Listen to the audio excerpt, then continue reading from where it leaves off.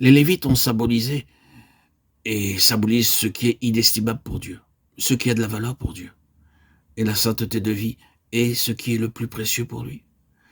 Vous ne pouvez ni contester ni contredire cela. Dans tout ce livre de Malachie à propos de ces offrandes infirmes, boiteuses et aveugles, l'Éternel dit « Allez-vous-en avec elles. Je ne prends aucune satisfaction, absolument aucun plaisir dans vos offrandes. Mettez-les loin de moi. Ces offrandes souillées ne m'apportent aucun plaisir. Il n'y a rien de précieux pour moi dans ces choses. Ce qui est sans défaut, sans imperfection, est ce qui est le plus précieux pour le Seigneur. La chose qui est sainte devant le Seigneur, voilà ce qui est le plus précieux. Dieu est jaloux, très jaloux. Il y a un Dieu jaloux. En un sens, Dieu est la seule personne qui a le droit d'être jaloux. Notre jalousie est complètement mauvaise, mais celle de Dieu est sainte et pure. Et il a le droit d'être jaloux. Il est jaloux pour son nom, et par conséquent, jaloux pour sa sainteté. Or, comprenez bien, frères et sœurs en Christ, comprenez bien, reconnaissez bien que tout cela explique le Seigneur Jésus. Tout cela révèle le Seigneur Jésus. Sa venue dans ce monde, sa vie lorsqu'il était ici-bas, sa croix. Cela explique totalement le Seigneur Jésus. Jésus est le grand Lévite. Il a débuté son ministère à l'âge de 30 ans, comme les Lévites commençaient le leur. Il est le grand Lévite. Et ici, de nouveau, nous arrivons à toute la question de l'état de fils dans le service afin de satisfaire Dieu.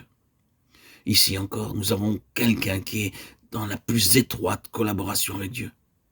Si Christ est notre exemple, et si nous sommes prédestinés à être conformes à l'image du Fils de Dieu, et si Christ gouverne réellement dans la vie et l'œuvre, alors voilà, nous sommes en présence de quelqu'un dont le cœur n'est pas partagé, dont le cœur est entièrement et pleinement pour Dieu, dont la collaboration avec Dieu est complète et absolue. Et notez-le, de son propre choix.